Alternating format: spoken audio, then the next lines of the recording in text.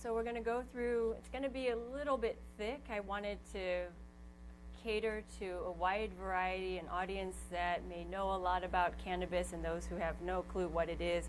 I'm going to go through some basics about the endocannabinoid system and why this stuff affects us, as well as talk about how it works, talk about some strains. There might be a little bit of overlap between what Pharmacana is doing as well, so forgive the repetition, but that's how we learn as well. So I think it's wonderful that they have set up everything anyone needs to get the initial part of the application signed up, because the fingerprints, the pictures, the photocopies of this and that, it's a hassle.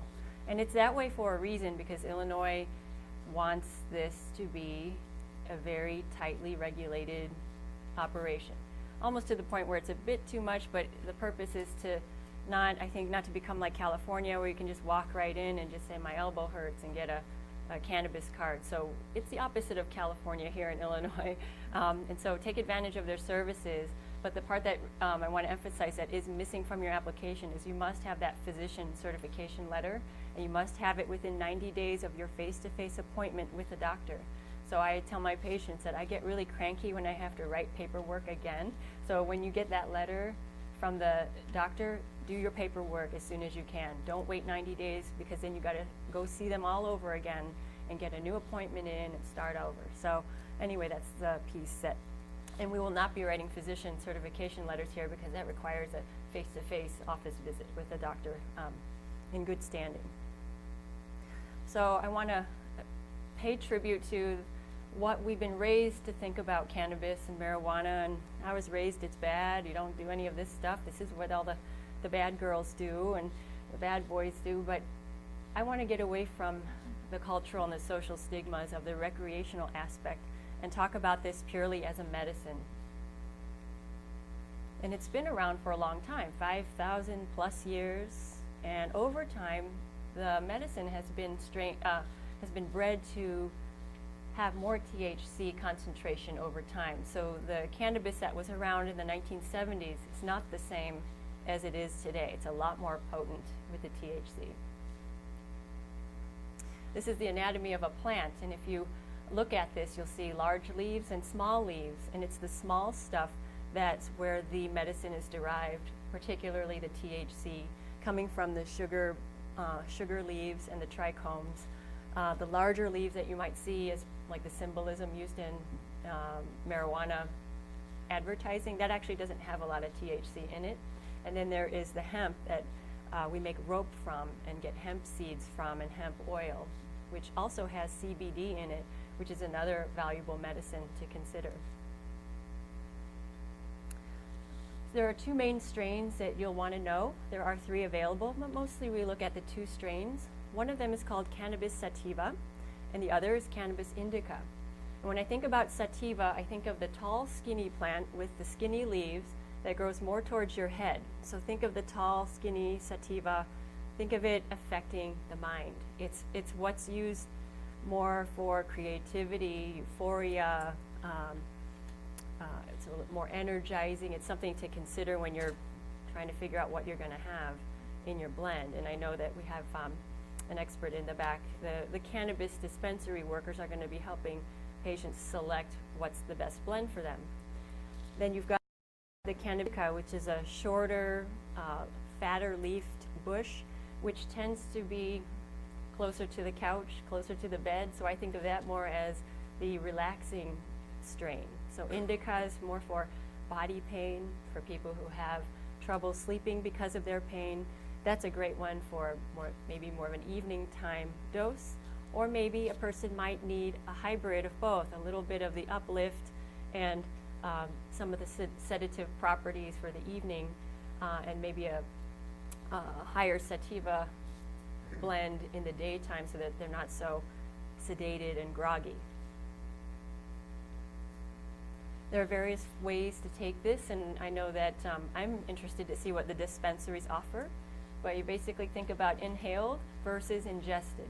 And you can see the various ways to do it. There's the old-fashioned joint, and there's bongs, and all of the stuff that we know about, as well as vaporizers. So at the bottom right, you see a woman with a bag of smoke, basically, where the herb is burned in a device and then the vapor is then is sucked in through a bag with a valve. And I know there's a lot of the e-cigarette or vaporizing technologies that I'm also learning about. I don't know what my, what instrument of choice is best, but I have patients who are already using this and they're telling me, oh, I use this brand, and I look it up online and they say it's great. You just click it and you can plug it into your car outlet and charge it, and there's all these different paraphernalia that I'm still learning about. I just want to know 3 because that's all that I can fit in my brain. Okay, and then there's the edibles. There are also pharmaceutical medications to be aware of that are marijuana derived. The dronabinol, or Marinol brand name, is a synthetic THC only drug, and it can be prescribed anytime by your physician for the indications. There's 2 things that are covered by your insurance, covered by the FDA, and that's chemotherapy-related nausea and vomiting, and AIDS-related wasting, weight loss, and such. So without those 2 indications, I have used this medicine as a bridge while we're waiting for the pilot act to open up as off-label indications for fibromyalgia or for other pain symptoms until my patients are able to get the medicine in their hands. But this is just something to be aware of. If it's not covered by insurance, it's about $5 a pill, so it's not cheap. But anyway, something that we have today. It's not the best. It's just a single ingredient. It's synthetic, but for a lot of my patients, it's worked well. Then in Europe, there's a new medicine that's plant-derived CBD and THC, which are the two most important components of the marijuana plant, in a spray, kind of like Banaka. You just spray it, hold it in the mouth, and then swallow. It's called Sativex, and it's being used in Europe for multiple sclerosis pain. And it's currently in phase 3 trials in the US to help with cancer-related pain. So one day this is going to come. And so I think it's interesting for physicians who are still skittish about cannabis, and it's hard to standardize, hard to predict proportions. They might be more prone to say, well, we'll just prescribe Sativex. I know exactly what's in there. It's the same every time. But it's going to be a long time coming for that, and it's probably going to be more expensive than what you would get in a dispensary. So I would just say, know that this is on the horizon at some point. But I like the fact that it's the plant-based THC and the CBD, so it's a much more balanced mix of the 2 main ingredients versus Marinol, which is just the THC. So how does this all affect us? We actually have a system in our wiring called the endocannabinoid system. And it does 5 things.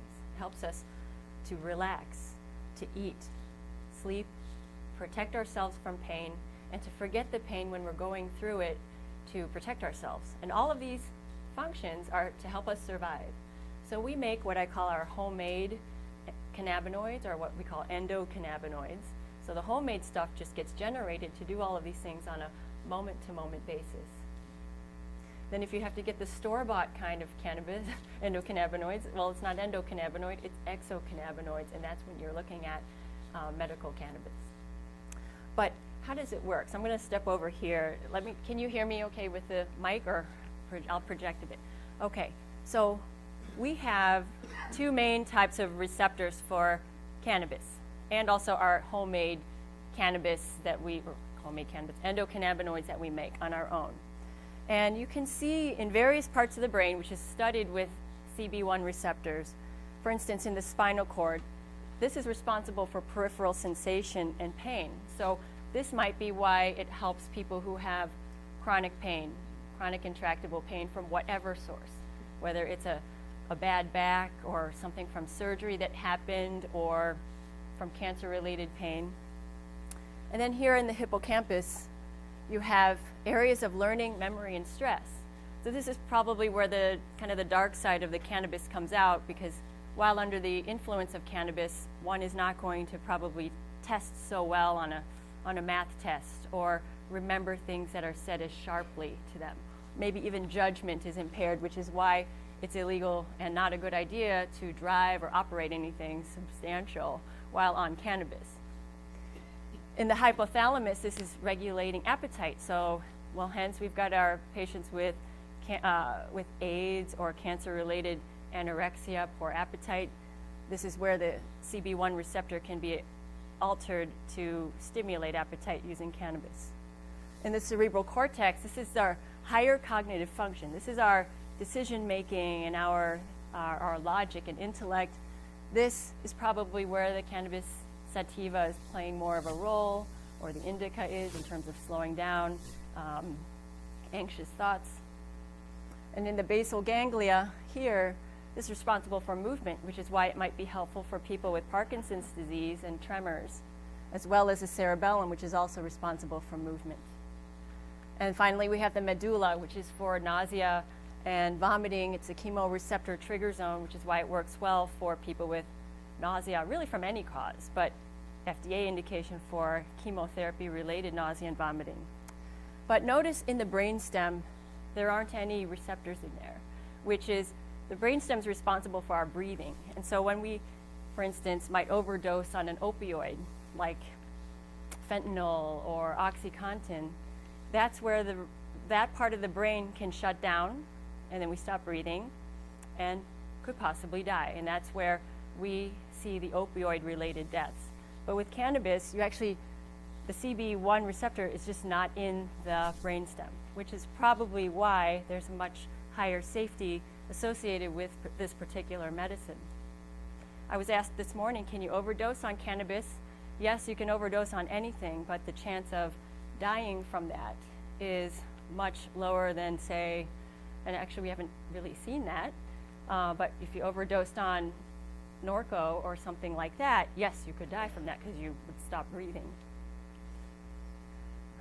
Okay, and this fancy slide just points to how the CB2 receptors, which are not in the brain, activated more by the CBD that you would find in marijuana, that you would find in hemp, how it affects immune function, which is where I think it's exciting to see more research on its activity in cancer, but we're not really ready to say things like cannabis cures cancer, which you might have heard. I will talk about that in a bit. But this fancy slide just shows if you had some infection, a pathogen, hits one of your white blood cells, activates, your endocannabinoid system actually activates the receptors to start getting rid of these bacterial or viral infections and then kick them out. So this is actually a blood vessel. So who would have thought that cannabis is going to affect so much more than your brain? It doesn't just get a person high, it has many other effects. And that is through the CB2 receptors. So think one, brain. Number one is the brain. Number two is more of the body. So at this time, I've been asked in the past, does cannabis cure cancer? And I asked this of Donald Abrams, who's a huge researcher in cannabis and cancer, and he said, we're just not ready to say that. Everything is all animal model level of research.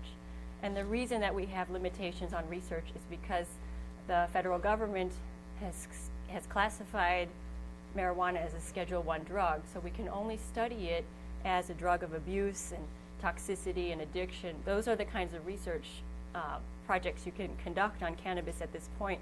Right now, everything is based on animal models and maybe some kind of human trials and questionnaires, but we're not seeing what we really need to see to make those kinds of claims. And plus, on an anecdotal note, I have met plenty of chronic pot smokers who have had cancer, so didn't work for them. So I really want to make this just real, that it is so easy to get swayed by the propaganda that says, oh, Rick Simpson oil cures cancer, and I'm like, show me the evidence for that I would buy. So just be careful about that. But I do think that we will be seeing something about it because of the immune system physiology that I just showed you. But until then, I would rather focus on what we do know about it. So we can look at many chronic diseases as potentially caused by imbalance of your endocannabinoids, period. So if you're not making them very well, then maybe you're not relaxing, eating, sleeping, protecting yourself, or forgetting pain all that well. I bet we could generate a whole list of chronic conditions like multiple sclerosis, fibromyalgia, chronic migraines, all of these things. they may be falling into this category called the endocannabinoid deficiency syndrome. So we physicians love wastebasket terms. This is one of the biggest wastebasket terms you could probably think of, but it's intriguing to me to think that perhaps giving store-bought or exogenous cannabinoids might help balance these systems so that people don't have as much pain, so that they can sleep and then recover the next day and then make progress towards healing. Is not making progress at all and just getting further and further depleted from night after night of poor sleep and chronic pain, which is just a really tough, vicious cycle to get out of. And right now we're treating that with opioids and hard, synthetic medications, which for some work, but others doesn't work. Why not throw in another tool that could possibly work? In multiple sclerosis, for instance, how does it work? For cannabis, it actually works on, remember, your CB1 receptors in the brain and your CB2 receptors in the muscle and the rest of the body. You actually have a reduction of spasticity in the CB1 receptors, and that's what happens with people who have MS, or even just think about when you got a Charlie horse the last time. That spasm, so painful. Imagine in someone who has MS that's happening all over their bodies. And then the inflammation that occurs from having Charlie horses all over your body. That is mediated by the CB2 receptor. So this is a bit thick, but I really want you to understand that it has activity all over the place. So I talked about the two ways to take it in, and maybe pharmacists will talk a little bit more about it. This is an area that is still the black box of mystery to me in terms of how am I going to advise patients to dose it. We have no formal training in this. We're going to learn together. But the thing to know about the inhaled cannabis is that the effect maximizes in about 30 minutes. So one would know when they're getting the maximum benefit, and then they'll know when to redose. And it could be 1 puff, it could be 2 puffs, lightly inhaled or deeply inhaled, but at least you can kind of gauge that after 30 minutes. It leaves the body faster. The medicine leaves faster when it's inhaled or vaporized. When it's ingested, it's variable. It depends on how fast your gut absorbs nutrients. So for one person, it might hit you in 15 minutes, another might take an hour. And how much to eat? Is it a whole brownie, half of a brownie, a fourth of a cookie, or just a few crumbs? It's a mystery to me. So I'm going to be, working with patients and also wanting to hear from the dispensaries about how are you, telling people how much to eat of the edibles. Now you can imagine the pros and cons. If you're going to vaporize it, well, it's going through lungs. Okay, what if you have lung cancer or asthma or COPD and you can't breathe that well? Then I wouldn't go with the inhaled version. I would go with the edibles. But if someone has issues with their gut and they're just not feeling like things are happening for them, or the cannabis is sticking around too long, because with the oral form, it can stay in the body for 20 to 30 hours. It's going to stick around longer with the effects. Then you have to weigh out all of those things. For seizures, how many of you seen the documentary Weed on CNN, Sanjay Gupta? Okay, I highly recommend you see that because it gives a very good layperson's view of what this is about. And he featured this girl who had Dravet syndrome, which is a really terrible pediatric seizure disorder where it eventually ends up in death. Hundreds of seizures a day, there's really just nowhere to go. They go on a ton of medications, and this is the little girl featured in that documentary. So when we think about how the endocannabinoid system acts in epilepsy and seizures, well, like I said, you remember those functions: relax, eat, sleep, protect, and forget. It's going to be your mantra today. Your endocannabinoid system is responsible for moment-to-moment changes in how excitable or inhibited that system is. And when people have seizures, that system is screwed up. So we've already seen that when we give cannabis in whatever form it comes in, THC, CBD, varying concentrations, it helps stabilize an unstable system here. So that's why it's one of the allowed conditions on the Pilot Act for kids and adults. Oh, and this fancy stuff here, these are our homemade endocannabinoids. Like I said before, the dosing is very unclear. The main thing to know for you is that you got to give it at least 2 weeks to kind of get through the side effects and the weirdness. And when I say weirdness, it really is weird, according to the patients I've talked to. Some people might feel like their heart's racing, or that they're kind of dizzy or lightheaded, or just feeling strange. Some people might feel euphoric or chatty and laughing. The appetite could be stimulated. That may be a good thing for some people. It might be a bad thing for some people. So go with it. Give it at least a couple of weeks, as long as it's not making a person feel totally horrible or creating a true allergic response. And an allergy response is when you have trouble swallowing, your tongue swells, or if you get hive-like itchiness around the skin, these pink blotches that can change appearance, show up here, and then 3 hours later there's a new one there. That's a real allergic response to a medicine. Haven't seen that, but then again, we need to see more patients who've been on this. So live with it for a couple of weeks if you can. The body will accommodate to the side effects as long as those bad things aren't happening. Who would I not recommend this to would be someone who's got a history of psychosis or schizophrenia, because that could make it worse. Or maybe even a worry about schizophrenia or psychosis, or strong family history of psychiatric diagnosis. Pregnant and nursing mothers, of course.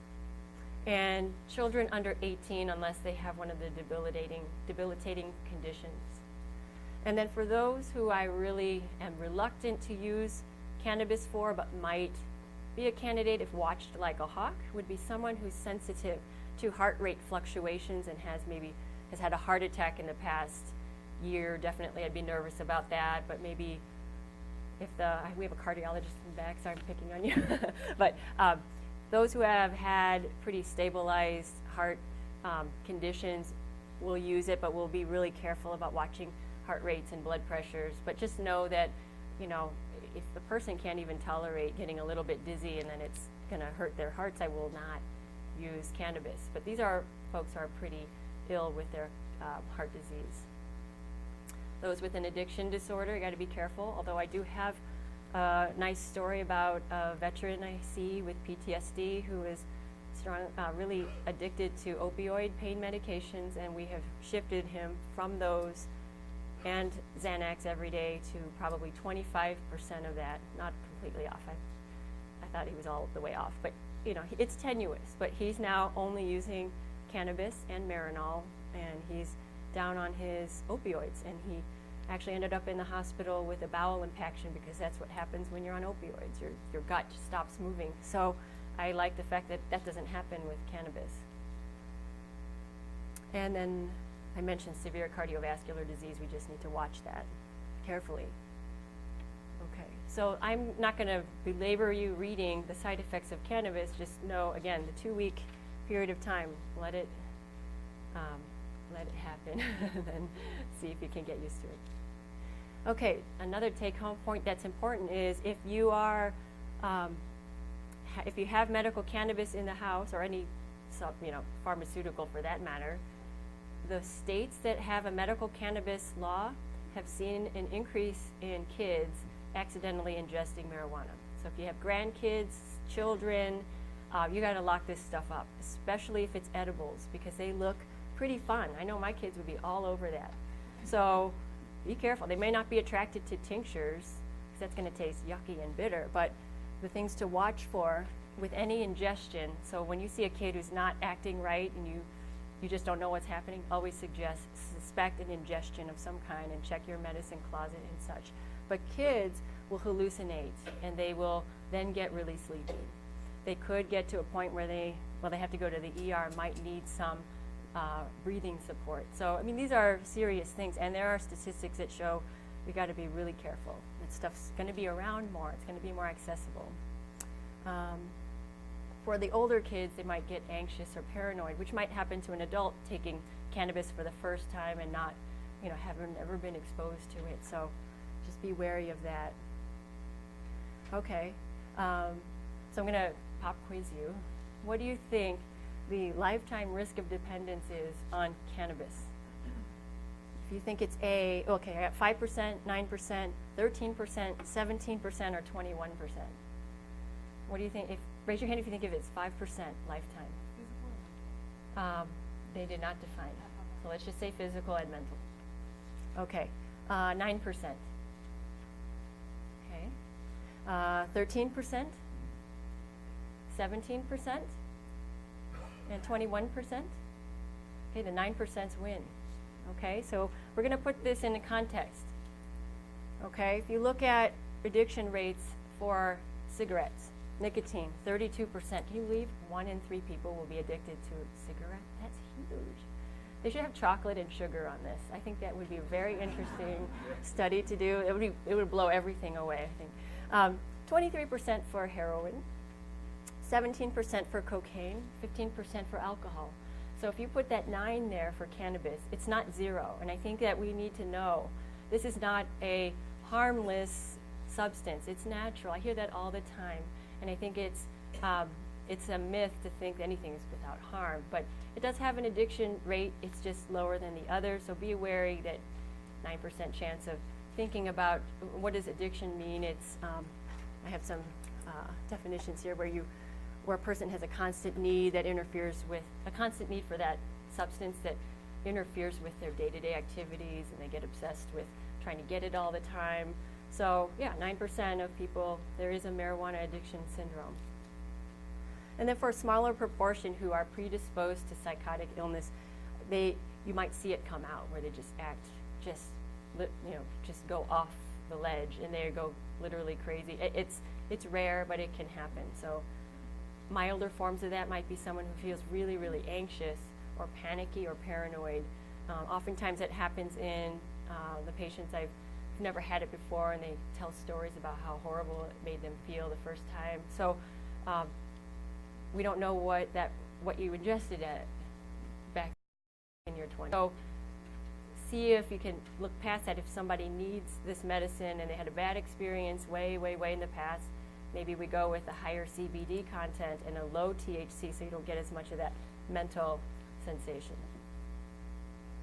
Okay, so I thought this is interesting too about, marijuana is a gateway drug. This is just going to lead to all kinds of bad stuff. But we couldn't debunk the gateway theory that yes, maybe it can predispose people to use other harder substances. And I'm talking recreation.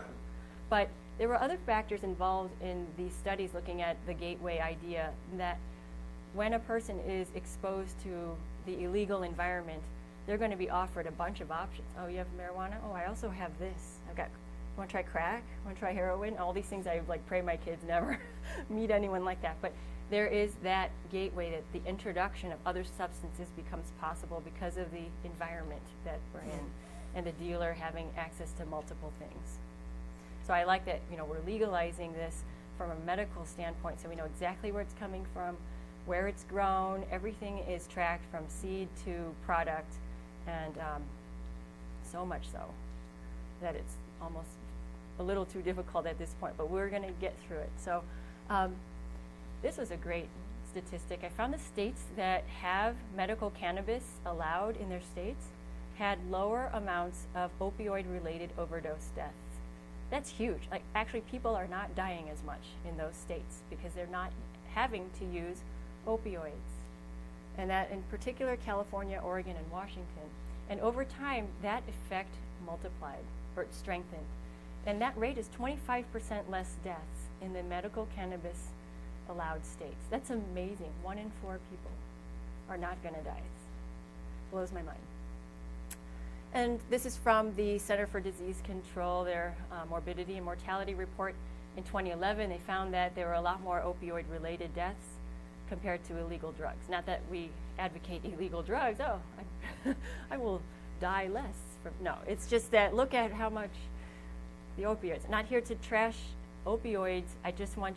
I want healthcare providers and patients to know there's more out there than just the opioids for pain management. Because they do have value, they work really well. It's just that they have a dark side, a really dark side to them, so they have to be used moderately and alternatives called upon, like cannabis, for instance. Okay, so to clarify some things about the Pilot Act is that your physician does not prescribe marijuana.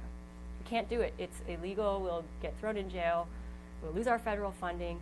all we can do is certify people that they have the debilitating condition that's on the list, the allowed list from the state. That's all.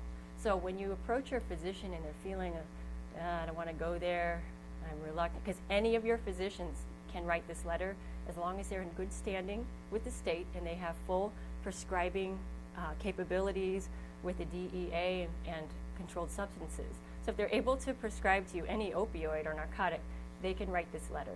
So I implore you to please ask who you've got, because you are the pressure point. You are going to be the ones that are going to change the way physicians are prescribing, because that's how we got integrative medicine. People asked for it because I have a 5-month wait and I just can't handle all of the, the influx of patients who really need this, because we have to sit down one at a time. So if you ask, start with your own doctor. If you get shut down, then, I think that the dispensaries may be helpful in guiding you towards other physicians they know that have written these letters. But I'll tell you, in the physician community, big time reluctance to write these letters, because I don't think they fully understand that you're not going to go to jail for it. A lot of them don't want a reputation for being the pot doc. So, there's a lot of myths that we need to bust, and I'll be speaking to a lot of them on Friday at the North Shore Internal Medicine group, just to clarify, say, you're safe in this. And besides, if you think about it, if we're the 20th state that has legalized medical cannabis and no other physician has been prosecuted in the United States and any of the other medical cannabis states, I think we're okay. So the federal government hasn't gone after anyone at this point, because I think once they do, it opens up a whole can of worms. So I'm not worried about that, but my colleagues are. Maybe we'll take questions kind of at the end. Okay. I know you're burning desires. Okay. So the hard part about the Pilot Act is it's only good for 2 more years. We're already halfway into it, so it's really important that this thing work. And that means having people sign up and using the product and giving feedback and doing things upright and proper. So that's what the administration is going to be evaluating before they determine that this pilot is a success. Because if it's a pilot that fails, it will go away. So your advocacy is important. Writing to the governor, who is not the biggest fan of this, he needs to know that there are real lives and real people impacted by this, that it's a really important medicine for those who are the best candidates for it. It's not for everyone. But I think that they need to hear that from you. So just a picture of what the U.S. looks like with various stages of cannabis legalization. The green states are, I can't even read that here. Thank you. Oh, so they're up and running. The yellow states here are almost ready, not operational. And then some states have said we'll only allow CBD. And CBD is the substance in the marijuana plant that does not affect the brain. So I have seen this to be a really nice medicine to use. I've actually been recommending hemp oil that has CBD in it. Has no THC, so should not affect the brain, but may have some of the same effects on pain and appetite and such. But it's not studied as well, and I'm still also looking at what are the best brands of CBD. I don't know yet. I'm just really learning about this myself. So if a person is really reluctant to feel at all altered by cannabis, you could try for all CBD products, or ask the dispensary, if you're going to go through that route, for a high CBD content and a very low THC, if you don't want to really get that mental side effect. But there might be some conditions where you do need some of that THC, and finding the right balance between feeling in control and having your pain managed is important, and that's going to be experimentation time, honestly. Okay. How are we doing on time?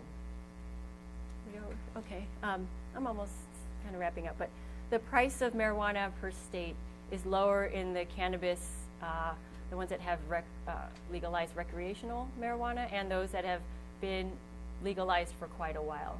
And the number here, you can see it says for Illinois was $350 per ounce, but I have no idea what the prices are going to be set for the dispensaries. And That's why supply, I was an econ major at Cal. I learned X and Y. You have your supply and your demand, and you want them to meet up as much as possible so you can get the best price, basically. So anyway, that's just kind of a ballpark. And an ounce can go a long way for a person. And per the Cannabis Pilot Act, you can get up to 2.5 ounces every 2 weeks. If your physician writes that, there's a little space on the certification form that says how much I think this patient could have. And I always put in 2.5 ounces every 2 weeks, knowing that that person's probably not going to buy that much every time. Because I'm not sure yet what to put down. I might change that in the future. Because we have to be careful about the secondary market that can come with people buying cannabis and then trying to sell it on the black market. You know, that's not my job to police folks on, but yes, that is a risk as well. So right now, not right now, as of June 30th, which was a report given to the General Assembly of Illinois, there were 22,600 people who logged onto the system. 3,300 people applied, and about 2,600 people actually got the approvals. That number is now over 3,000 as of a few weeks ago. The greatest number of applicants came from women, 60%. And the highest proportion of that, the age range, was 51 to 60 years old. And then at the other ends, it was pretty even, almost 20% each for the 61 to 70-year-olds and the 41 to 50-year-olds. I thought that was interesting. I got asked a question, why the women? Why is it more women? I think a lot of the chronic conditions that I'm going to show you tend to have more women who suffer from them, like fibromyalgia and multiple sclerosis. So we're going to just see a skewing of that. And women are the highest consumers of healthcare anyway. Okay, so in the US, I looked at a summary of what are the highest conditions that other people are using this for, and they're all listed there.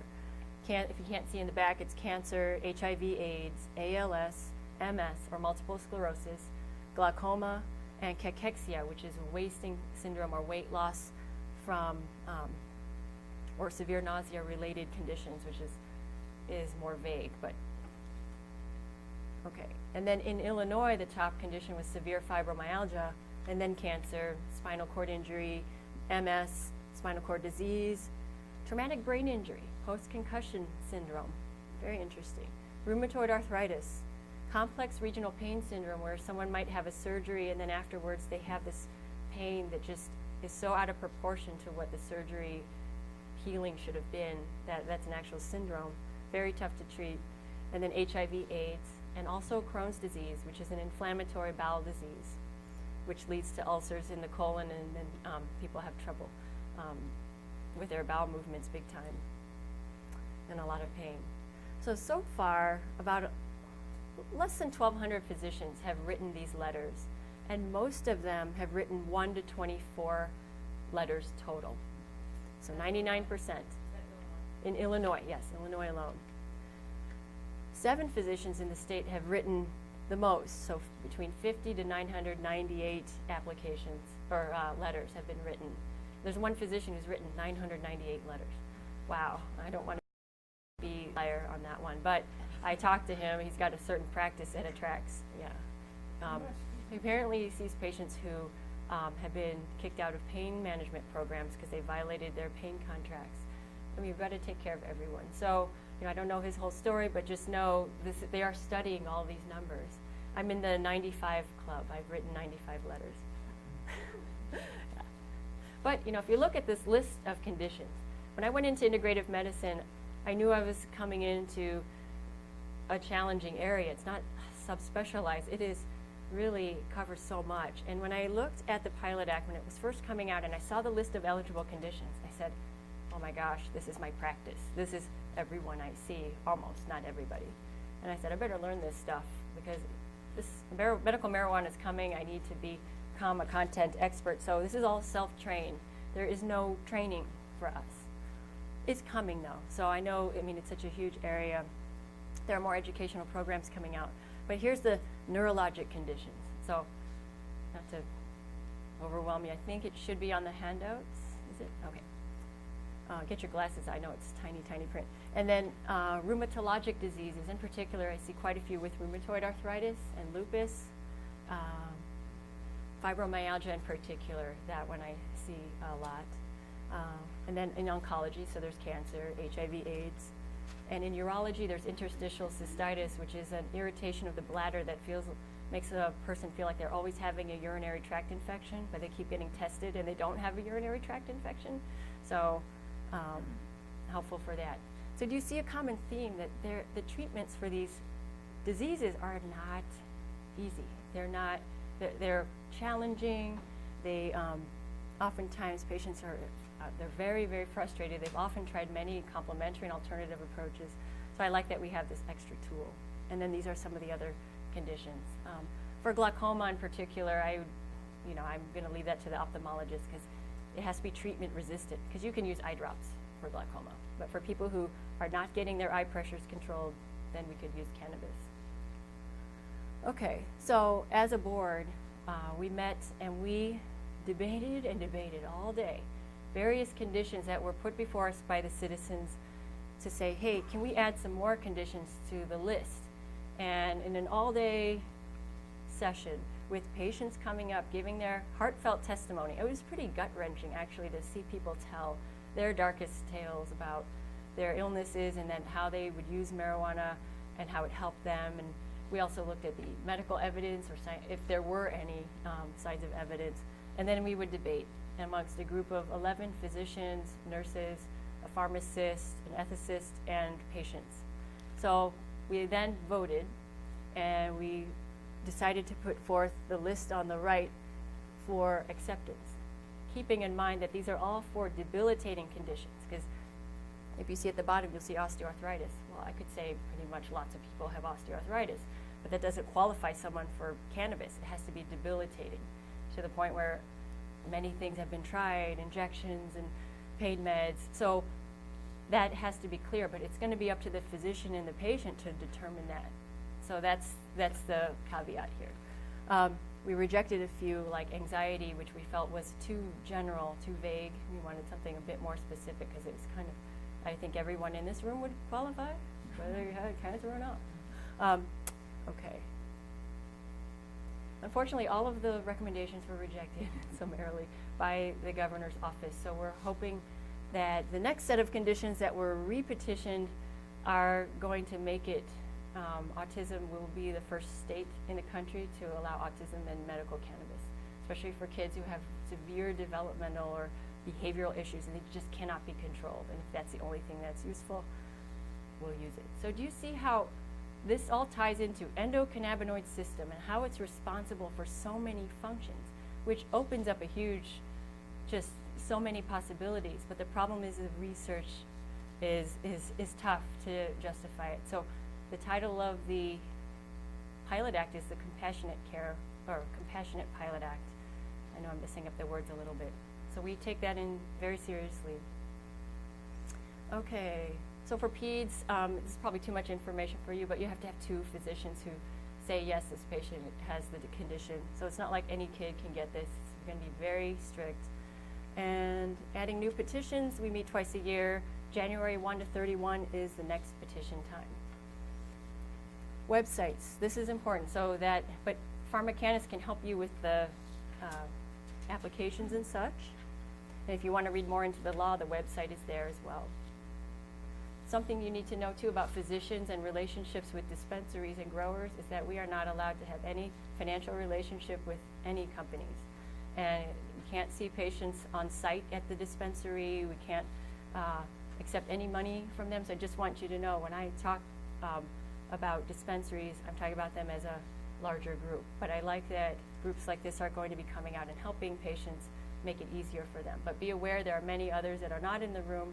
So there you go. And most likely you want to go to who you feel is a good fit for you. Consider the geography.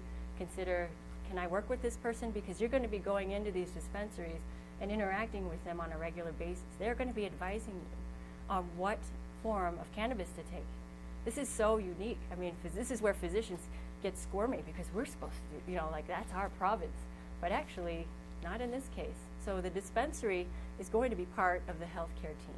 And I'm hoping that as I move forward with patients, I want to hear from dispensary workers saying, hey, I've got your patient on da-da-da-da, what do you think? And I'm going to learn from that.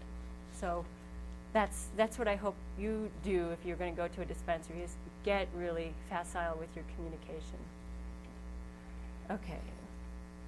Okay, as I said, you have to be seen within 90 days of putting your paperwork in. Please do so. And that these cards are to be renewed annually. So make your appointments in time so that you, as your card is expiring, you're not behind the 8 ball and getting it expired and then having to start over again. Okay, so as far as I know, I've heard as early as December, so not November. December is when I've heard some dispensaries are ready to open. This is just the area. I don't know all the names of them. So you have to contact them individually right now. I don't know if there's a big, other than that website that shows who's gotten the state license, there isn't a larger compendium that I'm aware of. There probably will be. But I know that once you pick a dispensary, you stay with them, but I'll let pharmacists talk a little bit more about that. And then I'm going to skip over that. And then how does a patient get the medicine? Maybe you'll talk a little bit. Well, here's what I've been told is you make an appointment with the dispensary, so you can't just show up. You have to make an appointment, and you or your caregiver that you've designated goes in, talks to the worker, gets the product, you leave, you can get up to 2.5 ounces every 2 weeks. That's basically it. Oh, and it's cash only, by the way, so they will not use credit cards or checks or any federal banking systems. You can't charge this to insurance, all cash, maybe a debit card, because again, it's a Schedule I drug, so you can't use federal banking systems to purchase this product. Bring your money. Okay.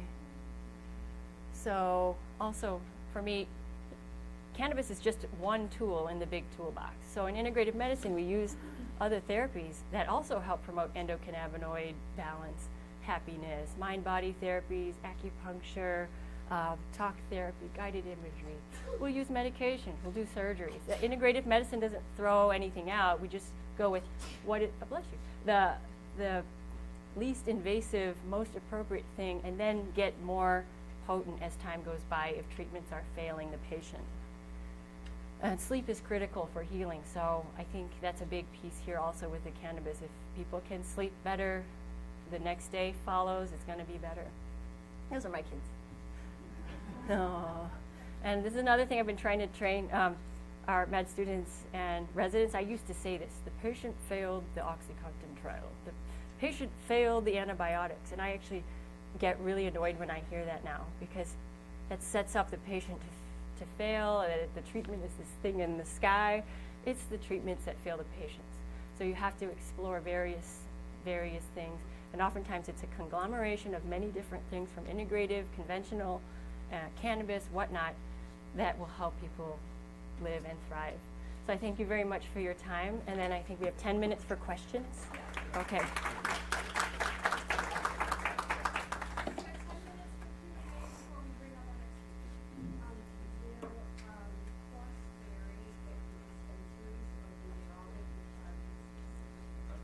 So the question was, will the cost vary at dispensaries, and or do they all have to charge a specific amount set from? I didn't see anything about price control.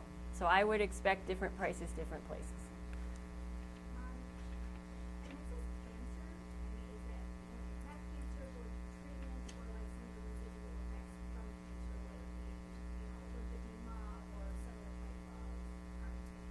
So the question was, if someone has cancer, what is covered under the eligibility for the Pilot Act? Do you have to be an active treatment, or can it be residual effects after you've been fully treated? I would interpret that as a physician is, did the cancer cause a debilitation of some kind? And there's long-standing neuropathy that can happen, long-term chronic pain that can occur after the chemo and the surgery is done. So I would write a letter for someone who had that. Now, that being said, I have a patient who is long ago treated for prostate cancer, totally in remission, and heard that cancer can be cured by cannabis. And he was feeling no complaints at all. He wanted the cannabis card. And I said no, because it doesn't meet the definition of being debilitating. He was using it more based on that that notion that's being put out there is not yet enough evidence base for me to hang my hat on. And because it's so particular what the Pilot Act says, debilitating, that is key. So he was not debilitated by it. I couldn't write him the letter, not in good conscience. And I would get in trouble. So, and they are looking for people, you know, stepping over their boundaries.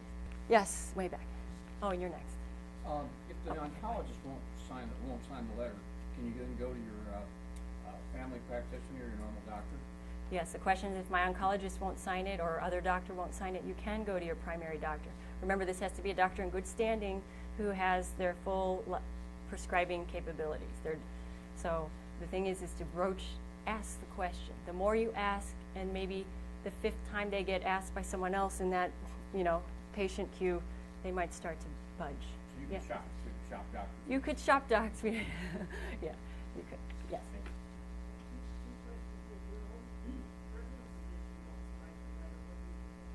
If your own personal physician won't write the letter, then you need to find a physician, if you really have a condition on that list, that will write the letter. And that is a tricky piece, because of my colleagues who I said, can I tell people you are writing letters? Like, no, I don't want to be the pot doc. So it's clearly I'm one, but 5-month wait. So just keep in mind there are going to be some others. I've been allowed to say David Zeiger, D.O. He said, you can give my name. I had another doc today say I could mention his name as well, but he's in Niles, and I have to dig his card out of here. So it's going to be a handful. If you saw 7 doctors are writing a majority of the prescriptions, most docs are writing 1 to 24 letters. So ask. You won't, you know, if you can bring them the paperwork and make it as easy as possible. Yes. How much do they charge? How much do they charge for what? Your letter. Okay, so when you get a letter from a doctor, it's the same that you would charge for they would charge you for a patient visit. It's just part of the task. So no one should be charging you extra to write the letter. Yes, in the back. Is there any research that I can point my doctor to for migrating a person off of fentanyl and onto marijuana as a reliever? Yes, there is actually quite a bit of research on how there's a synergistic effect between opioids and cannabis. And so you can, and that's actually semi-recent data. So you can also show them the opioid death rates and those statistics. But there actually are papers about synergy, which I think is great. It might. Less experimental to decide, okay, if I take this much marijuana, how much can I cut back on the fentanyl? Right.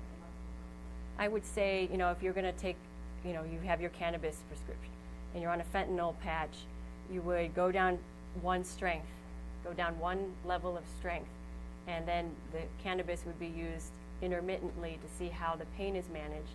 Could be once a day, just at bedtime to help with sleep, and then maybe after a week or two, go down to the next strength below that on the fentanyl, so until they're on the lowest dose possible. And I would wean people down like a week at a time, maybe even 2 weeks, just depends on how long the person's been on it, because you don't want to have an opioid withdrawal.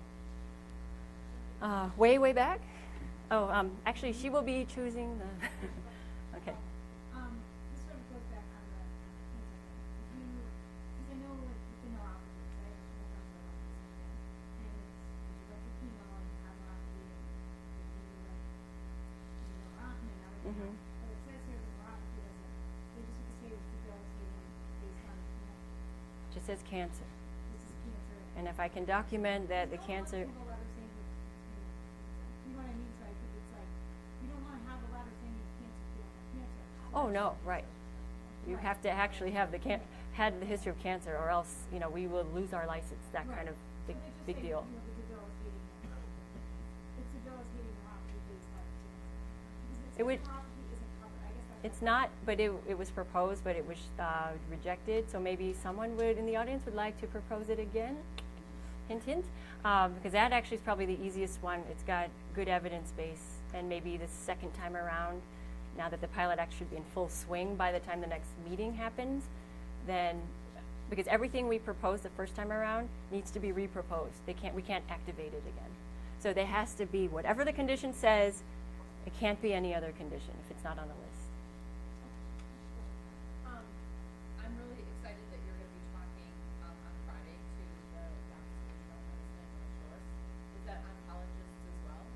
It's, so I'm speaking to the internists, mostly the primary care physicians. You're just gonna get a lot more Are they filtration. interested? I don't know. I think I have this group I call the curious, the opposed, and the willing to venture, but don't want to say anything. It's still in this kind of a fearful place right now. Just, yeah. Once the letter is signed by the patient, how soon can you get The card? Okay, so the question is, once the card is, when the letter is signed, it probably takes a couple weeks to process your paperwork. So you've got to send all that stuff. My stuff is sent, my letter is sent straight to Springfield. So I never give a copy of my letter to the patient. It's supposed to go straight to the state. Once they get everything, I would give it like 2 weeks. They're really understaffed there and the budget is a mess. So, but right now they're really doing a great job just getting cards out. So once you get the card, the question is, once you get the card, what if you have a dispensary that's not open yet and but it's near your house? Well, you've got a lot of other dispensaries you could go to if you really want to get it right away. So I know there's a race to be open.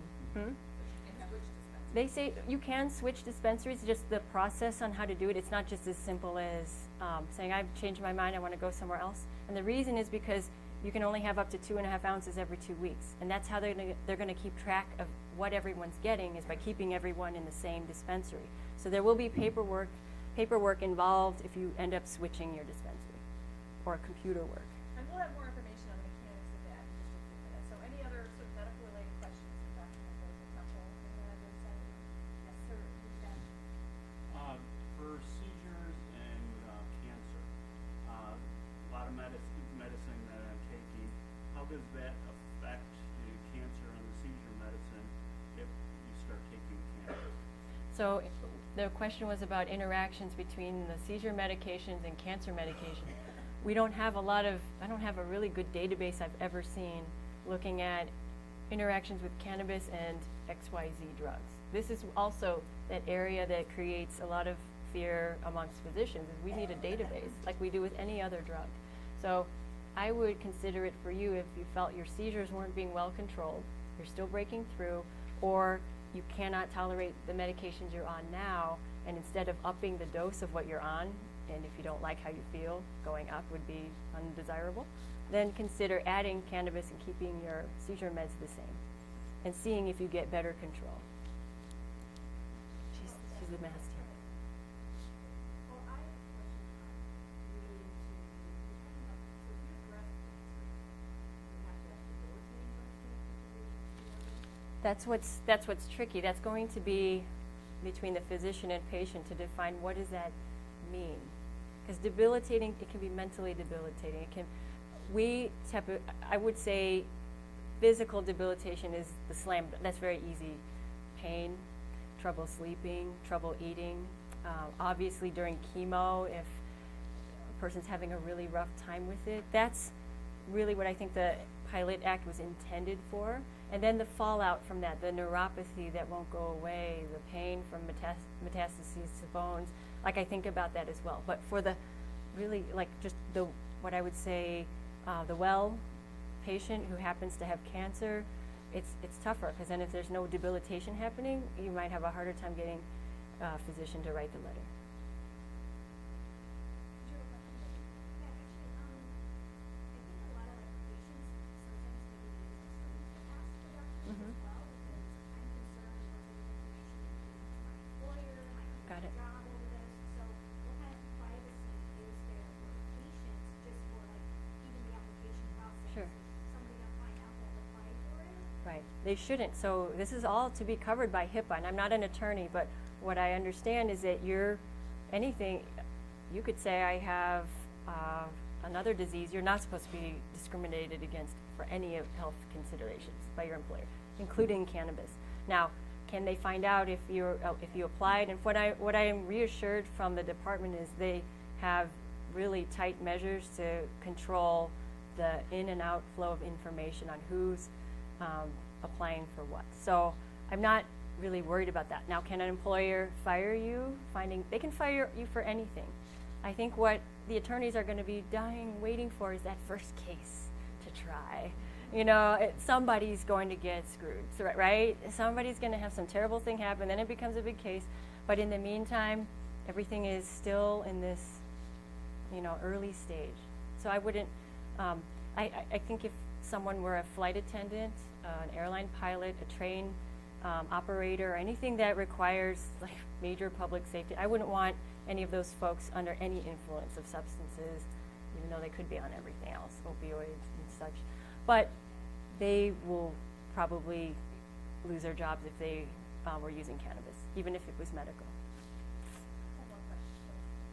How is is there any inner workings like with immunology therapy in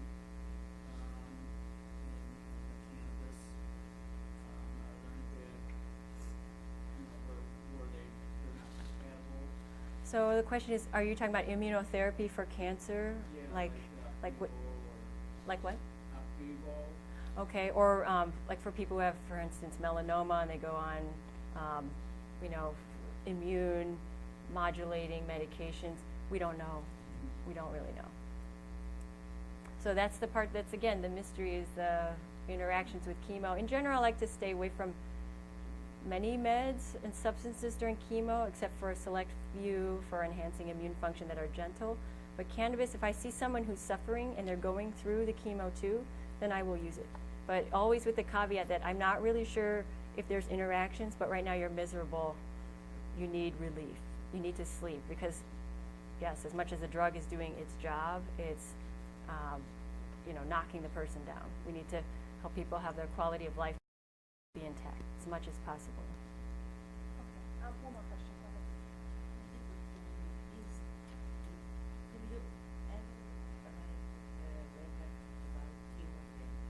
ahead. Oh, would I write a letter about chemo brain? A very common, well, there's no condition on that list that says chemo brain, so it has to be, well, that's cancer, right?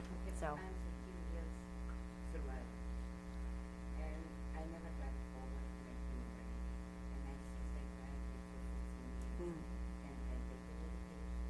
I cannot sleep. So she's saying that her chemo brain has been something that she's been dealing with for many years after the cancer treatment. That would have to be something decided with your full history between you and the doc. I And understand. Doctor will yeah. but there is a huge difference. It's chemo. There is, I believe there is a diagnosis. I bet I could look it up and see a code. Because But my I'm not doctor totally sure. never says it to me. Yeah. I feel I know it this exists. From here. Yeah, I know chemo brain exists, but whether there's an official diagnosis for it, From that, I'm not sure. Yeah. They have lecture here about chemo. Yeah. But writing a letter for chemo brain, that is, it has to just say cancer. Okay, I wish we had more time, because Yeah. you were terrific, and I do Thank want to give you. Christine an opportunity. Thank you very much. Oh, and one more thing. There's a research study going, they're doing sign-ups for knowledge and attitudes about medical cannabis use for the management of cancer-related symptoms and side effects. So this is important. This type of research is what propels things forward, and it's just questionnaires. So, you know, I highly recommend you sign up. It's with one of my great colleagues at It's at Northwestern. the table outside the room, so Yes. stop by. Thank you very much. Card renewal. Oh, card renewal is once a year. And do you have to pay a fee every time?